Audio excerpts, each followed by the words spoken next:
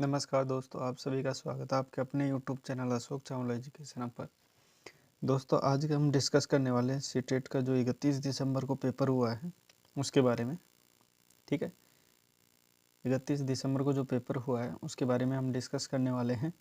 क्या किस प्रकार के प्रश्न आए हैं, किस प्रकार का पैटर्न हुआ है, कुछ पैटर्न में चेंज देखने को मिला है, सेम पैटर्न जैसे आ रहा था वही है। ठीक है, पहले जो लेवल था वो इजी टू मॉडरेट हम कह सकते हैं, वही लेवल अभी तक चल रहा है। हार्ड पेपर अभी भी देखने को नहीं मिला है, जिसे हम ज़्यादा हार्ड कह सकते हैं, वैसा पेपर अभी तक देखने को नहीं मिला है। इजी टू मॉडरेट चल रहा था, वही सेम पैटर्न चल रहा है। ठीक है, और एक बात मैं पहले कहना चाहता हूँ कि जो बच्चे एग्ज़ाम अभी देंगे उनका बेस्ट ऑफ लक, बहुत अच्छे से पेपर देंगे, कोई दिक्कत नहीं। स्ट्रेस बिल्कुल नहीं ले, क्योंकि पेपर ज़्यादा हार्ड नहीं आ रहा, बिल्कुल लेवल पे आ रहा है जैसे अभी तक चल रहा है। हम जैसे पेपर डिस्कस कर रहे हैं सेम पैटर्न अभी तक चल रहा है। हार्ड पेपर अभी तक देखने को नहीं मिला है, तो ज़्यादा टेंशन नहीं लिए। और आप जो भी पेपर दें, आई होप बहुत अच्छा पेपर आप कर रहे हैं, उसका फीडबैक आप मेरे को ज़रूर दें। हम टेलीग्राम का लिंक है जो हम आपको सेंड कर देंगे, इसमें डिस्क्रिप्शन में दे देंगे, और हमारा व्हाट्सअप नंबर है वो भी यहाँ पे दे देंगे। तो उसको आप ये ध्यान रखिए, जो भी आपका पेपर हो उसके क्वेश्चन किस प्रकार आए हैं, क्या आपका लेवल रहा है, कैसा आपको लगा पेपर देके, कितने हमारे जो पुराने हैं वीडियो उनको देखकर आपको क्वेश्चन देखने को मिले, तो वो देख के हम आपका जो फीडबैक है उसके माध्यम से आप प्रश्न हमारे से ज़रूर साझा करें। ठीक है, चलो आज का वीडियो स्टार्ट करते हैं। ठीक है, पहला प्रश्न देखिए, ज्ञान के अंशों का अध्ययन करना एक वाक्य में। ठीक है, ज्ञान का अध्ययन करना एक वाक्य में, तो एक प्रवचन के रूप में या संवाद के रूप में हम कह सकते हैं। ठीक है, किसी अंशों का अध्ययन करना तो प्रवचन के रूप में अंश वो कर सकते हैं अध्ययन। दूसरा प्रश्न देखिए, कक्षा में प्रिंट संबद्ध, ठीक है, वातावरण, प्रिंट संबद्ध वातावरण की बात कर रहा है, तो यहाँ पे कहानियाँ एवं कविता जो भी बच्चों को हम पढ़ाएंगे वो चार्ट माध्यम से, क्योंकि यहाँ पे प्रिंट की बात हो रही है तो चार्ट के माध्यम से प्रयोग बच्चों के सामने करेंगे। ठीक है, तो यहाँ पे हम कह सकते हैं कि बच्चों में चित्र का जो वातावरण हम रखेंगे तो एक ऐसा प्रत्यक्ष वातावरण लगने को। ठीक है, उसके बाद देखिए अगला प्रश्न, छात्रों के बीच अवलोचनात्मक या फिर अवलोकनात्मक, ठीक है, आलोचनात्मक सोच का आकलन किस प्रकार किया जाता है, तो उसमें क्या है कि व्याख्या जो कौशल है उसका विश्लेषण करना बच्चे के सामने प्रस्तुत किया जाता है। इसका मतलब ये है कि बच्चों में जो आलोचनात्मक सोच है कि किस प्रकार को हम पॉजिटिव एवं नेगेटिव रख के हम देख सकते हैं, यानी एक पॉजिटिव पक्ष है उसका नेगेटिव पक्ष, इन दोनों में आलोचना करना ही बच्चों को, तो वो व्याख्या के रूप में हम बच्चों में जब व्याख्या का विस्तार करना सिखाएंगे, बच्चों को विश्लेषण करना सिखाएंगे, तब बच्चों को ये आलोचनात्मक सोच उनकी होती है। ठीक है, दोस्तों कुछ बच्चे हमारे नए भी जुड़े हैं, तो उनको ये है कि वो बच्चे हमारे चैनल को सब्सक्राइब करके जुड़ जाइए, ताकि हम ऐसे ही पेपर का रोज़ डिस्कस करते हैं, ताकि आपकी जो आने वाली एग्ज़ाम है उसमें आपको बहुत ज़्यादा सपोर्ट मिले। ठीक है, अगला प्रश्न देखिए, छात्र या फिर छात्रा हम कुछ भी कर सकते हैं, इसमें कोई दिक्कत नहीं है। छात्र या छात्रा शिक्षण में अगर रुचि जिसकी नहीं है, तो हाँ, एक शिक्षक के रूप में आप क्या करोगे, तो वह शिक्षण पद्धतियों पर विचार करेंगे, यानी शिक्षण की जो पद्धतियाँ हैं उसमें आप सुधार करेंगे। अगला प्रश्न देखिए, कौन सा लक्षण प्रतिभाशाली बच्चों का नहीं है। ठीक है, ऐसी कौन सा लक्षण है जिसको देख के आप पहचान नहीं कर सकते कि प्रतिभाशाली बच्चा है या नहीं, तो अत्यधिक श्रेष्ठ या सामाजिक कौशल या परिपक्वता। तो इसमें यह है, जो प्रतिभाशाली बच्चे होते हैं ना तो वो अधिक श्रेष्ठ या सामाजिक कौशल में होते, ना ही उनका परिपक्वता अधिक होती है। तो ये ध्यान रखें, ऐसे बच्चे कुछ अलग से स्पेशल चीज़ें नहीं रखते, वो सामान्य बच्चों की तरह ही रहते हैं। ठीक है, अगला प्रश्न देखिए, एक मिनट। ठीक है, अगला प्रश्न देखिए, वंचित वर्ग में आने वाले जो पहली पीढ़ी के स्कूल जाने वालों का शिक्षण को कैसा समर्थन करना चाहिए। इसमें बात यह है, क्वेश्चन का थोड़ा लैंग्वेज थोड़ी अलग है, बाकी मैं आपको समझा देता हूँ ये क्वेश्चन आपको क्या कहना चाहता है। इसमें ये एक बच्चा है, वो उसका जो परिवार में जो या फिर समाज में कोई पहले के लोग थे, वो पुरानी जो उसकी पीढ़ी थी या पहली पीढ़ी हम जिसे कह सकते हैं कि वो है ना शिक्षा के रूप से जुड़ी हुई नहीं है, वो मतलब शिक्षा से वंचित रही है। तो आप एक शिक्षक के तौर पर किस प्रकार उस बच्चे का आगे बढ़ावा कर सकते हो, तो उसको प्रोत्साहन देकर आप बच्चे को पढ़ने के लिए उसको आगे प्रोत्साहित कर सकते हैं। अगला प्रश्न देखिए, प्रतिभाशाली कक्षा में एक शिक्षक कैसा होता है। ठीक है, तो वो पिछले ज्ञान एवं अनुभवों को महत्व दे, बच्चे का जो पिछला ज्ञान है उसको महत्व देना चाहिए, और आलोचनात्मक सोच विशेष ध्यान रखे, उसको प्रोत्साहन देना चाहिए, क्योंकि किसी भी मुद्दे पे हम डिटेल से बात करते हैं, उसके सही एवं गलत का हम विशेष बात करते हैं, तो वही आलोचनात्मक सोच कहलाती है। अगला प्रश्न देखिए, समावेशी शिक्षा का उद्देश्य क्या है। ठीक है, एक समावेशी कक्षा है, ये ध्यान रखिए, एक समावेशी कक्षा है, उसमें सभी प्रकार के बच्चे होते हैं, चाहे उसका वर्ग अलग हो या जाति अलग हो या फिर उसका धर्म अलग हो, ठीक है, या फिर वो किसी भी कैटेगरी में आओ, चाहे वो विकलांग हो या किसी भी प्रकार, तो समावेशी शिक्षा के अंतर्गत आता है। यानी सभी बच्चों को समान रूप से शिक्षा देना ही समावेशी शिक्षा कहलाता है। अगला प्रश्न देखिए, आकलन का उद्देश्य। देखिए, आकलन होता है कि किसी भी बच्चे का आकलन करना, यानी उसको जानना, ठीक है, उसका मूल्यांकन करना भी हम शॉर्ट में कह सकते हैं कि मूल्यांकन का एक छोटा रूप करना, ठीक है। तो छात्र में क्या एवं कैसे क्या सीखा है ना, तो उसका जो वो हुआ है अधिगम, वो किस प्रकार हुआ है, कैसे हुआ है, वो जानना ही आकलन कहलाता है, ठीक है। वाइगोत्स्की हर पेपर में पूछा जा रहा है, जीन पियाजे हर पेपर में पूछा जा रहा है, पर डे क्वेश्चन जो रिपीट होते हैं उसमें ये आते हैं, ठीक है। मैंने पहले बोला है कि इनको आप डिटेल से पढ़ के जाएं। वाइगोत्स्की एवं जीन पियाजे में अंतर पूछा है कि देखिए ऑप्शन 4 थे, वो पता नहीं क्या थे क्या नहीं, वो मेरे को पता नहीं है, लेकिन ये ध्यान रखिए जो बच्चों ने बताया उसमें ये क्वेश्चन आपको दिख रहा होगा कि भाषा एवं विचार में, इसको मैं थोड़ा डिटेल से बता देता हूँ तो आपको अच्छे से जो भी कन्फ्यूजन है इस प्रश्न के बारे में क्लियर हो जाए।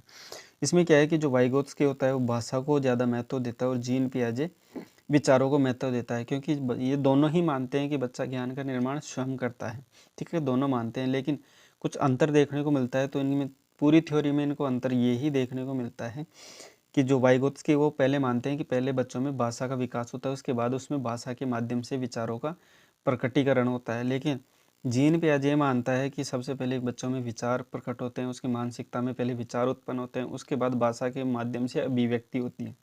तो थोड़ा सा इस वजह से डिफरेंस है, बाकी दोनों का जो सिद्धांत है वो समान सिद्धांत, दोनों ने संज्ञानात्मक सिद्धांत दिया है, ठीक है। उसके बाद अगला प्रश्न देखिए, वाइगोत्स्की के अनुसार अधिगम को प्रभावित नहीं करता, यहाँ पे नहीं की बात की है कि कौन सा अधिगम को प्रभावित नहीं करता, उद्दीगम उद्दीपक एवं अनुक्रिया ये अधिगम का सिद्धांत है, तो ये संज्ञानात्मक सिद्धांत की बात भी स्पेशली नहीं कर रहा है, तो ये ध्यान रखना।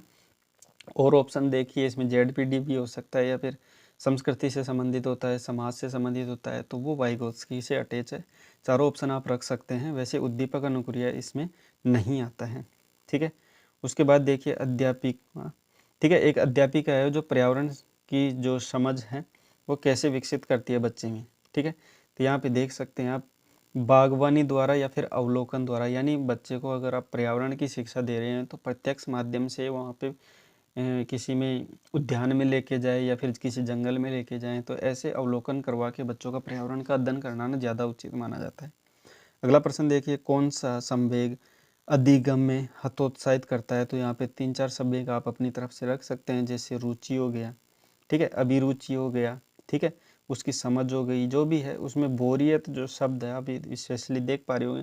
अंडरस्टैंडिंग क्वेश्चन ज़्यादा आ रहा है, मैंने पहले भी बताया कि इस बार जो सीटेट का पेपर होने वाला है वो अंडरस्टैंडिंग बेस पे होगा, जो भी आपको अंडरस्टैंड करना है कि क्या चीज़ें कैसे हो सकती है।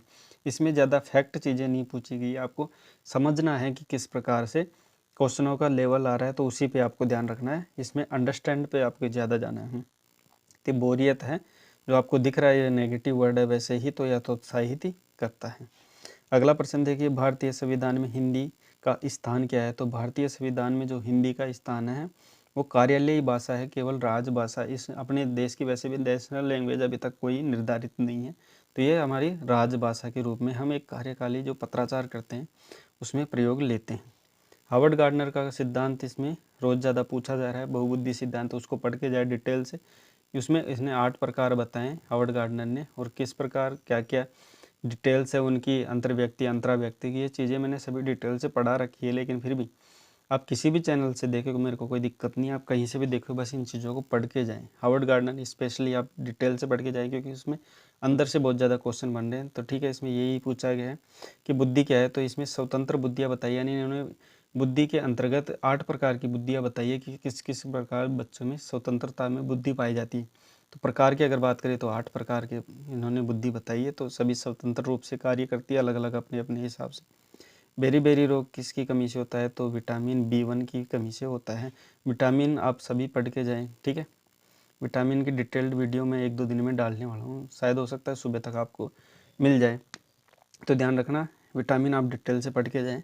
इसमें ज़्यादा उसमें इतना भी डिटेल से नहीं पूछ रहा, लेकिन आप ये ध्यान रखें, एक तो ये ध्यान रखें कि कौन सा विटामिन का उसका रासायनिक नाम, विटामिन की कमी से कौन सा रोग होता है और इसकी रोग को कम करने या रोग को ख़त्म करने के लिए किन किन चीज़ों का हमें उपयोग करना चाहिए, तो ये ध्यान रखना।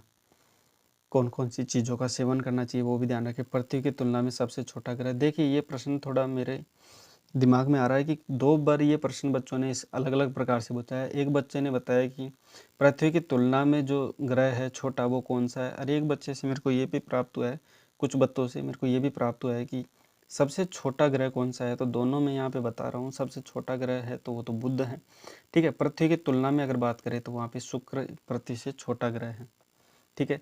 जीवाश्म ईंधन की बात करिएगी, जीवाश्म ईंधन कौन सा नहीं है, तो नहीं में लकड़ी आती है। अगर हम बात करें कौन कौन सी जीवाश्म ईंधन है, तो प्राकृतिक गैस, कोयला हो गया, पेट्रोलियम हो गया, ठीक है। तो ये प्राकृतिक जीवाश्म ईंधन है। आगे बात करते हैं, कपास प्राप्त होती है तो वो जूट से प्राप्त होती है कपास। उसके बाद आगे चलते हैं अगले प्रश्न की ओर, ठीक है। सुनीता विलियम्स, देखिए ये अंडरस्टैंडिंग बेस्ड क्वेश्चन है। सुनीता विलियम जो पाठ है वो किससे संबंधित है, ठीक है। तो सुनीता विलियम अगर हम पाठ पढ़ा रहे हैं तो ये नारी शक्ति के बारे में आप रख सकते हो। देखिए यहाँ पे ऑप्शन बच्चे ने, किसी ने ये क्वेश्चन भेजा था लेकिन ऑप्शन नहीं भेजे, तो ऑप्शन के अकॉर्डिंग एक अंडरस्टैंडिंग क्वेश्चन है तो आप उस प्रकार से ध्यान रखना चाहिए। NEP 2020 से बहुत ज़्यादा क्वेश्चन आ रहे हैं आपको, पर डे आपको 2 से 3 क्वेश्चन इसमें से ज़रूर देखने को मिलेंगे। तो NEP 2020 है जो किस पर जोर देता है, समग्र शिक्षा पर जोर देता है। कोहलबर्ग विशेष पढ़ के जाएं, ठीक है। कोहलबर्ग में जो अच्छा लड़का है, अच्छी लड़की जो स्टेज है वो कौन सी है, तो वो परंपरागत के अंतर्गत 3rd स्टेज है, ये ध्यान रखना। परंपरागत के अंदर 3rd स्टेज है उसकी बात की गई, यानी कन्वेंशनल जो स्टेज है 2nd, उसमें जो 3rd स्टेज है वो ये कौन है, अच्छा लड़का है अच्छी लड़की, यानी एक लड़का लड़की को अच्छी मानता है, एक लड़की है जो लड़के को अच्छा मानती है। तो इस प्रकार से देखना।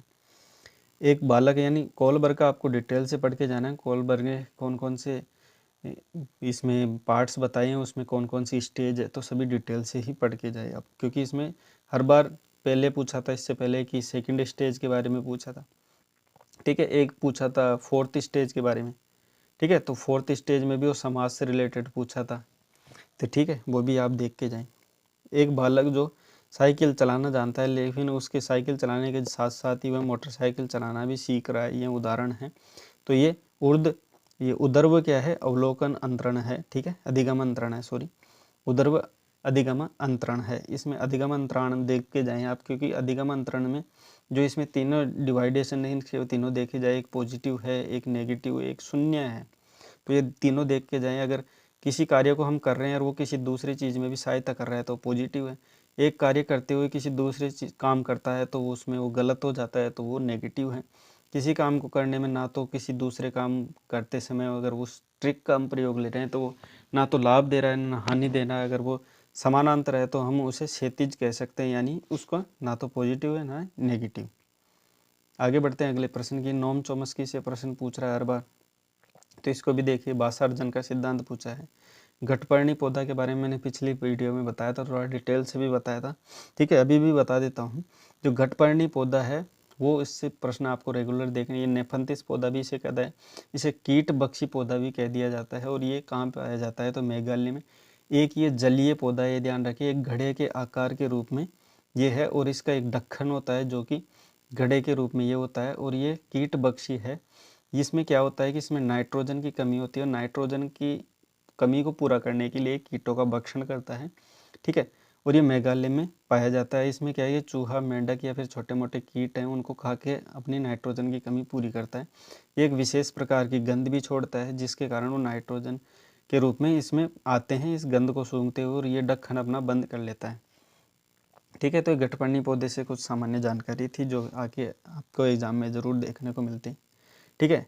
NCF 2005 से एक प्रश्न आपको ज़रूर देखने को मिलेगा, पढ़ के जाए। हाथी के बच्चे का वजन, यानी जन्म के समय यहाँ बात कर रहे हैं हम, जन्म के समय हाथी के बच्चे का वजन, या डायरेक्ट अगर आपको पूछे तो 90 किलो के आसपास आपको बताना है। 90 किलो आपको ऑप्शन में दिखे तो वो करना है, तो वहाँ नहीं दिखे 90 किलो तो आपको 1 क्विंटल यानी 100 किलो बराबर होता है। उसके बाद अगर पूछ लेती 3 महीनों में कितना होता है तो वो 2 क्विंटल आपको याद रखना है, 2 क्विंटल होता है। उसका गर्भकाल कितना होता है तो वो 22 माह का होता है। उसके लीडर की बात करें कि एक जो ग्रुप होता है, इसमें ध्यान रखना 14 से 15 हाथी होते हैं, उनका ग्रुप होता है। उसमें जो लीडर होता है वो हथिनी होती है। हथिनी जो सबसे वृद्ध हथिनी होती है वो ही उस ग्रुप की लीडर होती है, ठीक है। ये सामान्य बातें आप ध्यान रखें, क्योंकि पिछली बार एग्ज़ाम में बहुत ज़्यादा पूछी जा चुकी है, तो वो बातें मैं आपके साथ साझा कर रहा हूँ। हो सकता है आगे आपको ये प्रश्न वापस रिपीट करके पूछ लिए, क्योंकि इस बार जो क्वेश्चन आ रहे हैं बहुत ज़्यादा रिपीट हो रहे हैं। कौन सी जनजाति दीपावली को शौक मनाती है? ठीक है, तो थारू जनजाति है, ये उत्तराखंड में विशेषता पाई जाती है, कई जगह यूपी में भी पाई जाती है जनजाति। ठीक है, ये दीपावली के दिन शोक इसलिए मनाते हैं क्योंकि भगवान राम ने तीर था जो नदी के ऊपर चलाया था, जब लंका जा रहे थे वो रावण के पास, तब वो जल देवता प्रकट हुए थे। उन्होंने ये बोला था कि जल यहाँ सूख जाएगा तो यहाँ पे जो लोग हैं वो प्यासे मर जाएंगे और यहाँ पे सारी जो बस्तियाँ उजड़ जाएंगी, इसलिए वो जो तीर था उसको कहीं और चलाने के लिए कहते हैं, और वो बॉर्डर पे, नेपाल वाली बॉर्डर पे चला देते हैं, और वहाँ पे आसपास में उत्तराखंड का क्षेत्र भी आता था। ठीक है, तो उत्तराखंड के क्षेत्र के आसपास चलने से वहाँ पे बहुत लोगों की हत्या हो चुकी थी। इस वजह से वहाँ पे लोगों ने इस जो तीर की वजह से भगवान राम को गलत माना था, और दीपावली के त्यौहार के था जो उसको गलत मानते हैं, और वहाँ पे शोक मनाया जाता है। ठीक है, ये हालांकि ये चीज़ें आपको एग्जाम में पूछने को नहीं मिलेगी, लेकिन फिर भी कुछ सामान्य जानकारी जो आपको पता होना चाहिए। चेराव नृत्य से संबंधित आपको याद रखना है कि नृत्य आपको सभी देख के जाने हैं। ठीक है, घूमर हो गया, पंजाबी में जैसे किया जाता है, गरबा वगैरह गुजरात में किया जाता है। ठीक है, ये सभी चीज़ें आपको नृत्य विशेष तौर पर देख के जाना है। ठीक है, चेराव नृत्य किया जाता है, मिजोरम में किया जाता है। कब किया जाता है? जब फसल पकती है तब ये नृत्य किया जाता है। अनुकूलन एवं समावेशन का सिद्धांत जीन पियाजे द्वारा दिया गया था। ठीक है, अमरबेल पौधा है वो किसका उदाहरण है? तो परजीवी का उदाहरण है। इंद्रधनुष में कौन कौन से रंग होते हैं उनसे संबंधित प्रश्न पूछा गया है। एकाग्रता का पर्यायवाची पूछा गया है। तो ये थे आज के क्वेश्चन जो आपको देखने को मिले। ठीक है, ये क्वेश्चन लगभग पूरे तो नहीं है, लेकिन जो बच्चों से मेरे को जितने प्रश्न प्राप्त हुए हैं वो सभी प्रश्न मैं आपके सामने रखने का प्रयास कर रहा हूँ।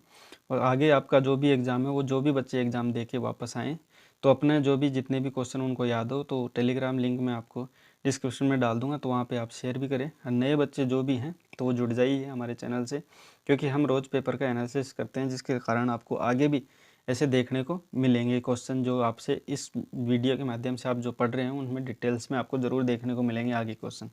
तो मिलते हैं दोस्तों नेक्स्ट वीडियो में जो भी है। तो वीडियो हमारा अच्छा लगा तो वीडियो को लाइक करके अपने दोस्तों में शेयर भी करिए। बाकी मिलते हैं नेक्स्ट वीडियो में। वीडियो देखने के लिए आपको बहुत बहुत धन्यवाद।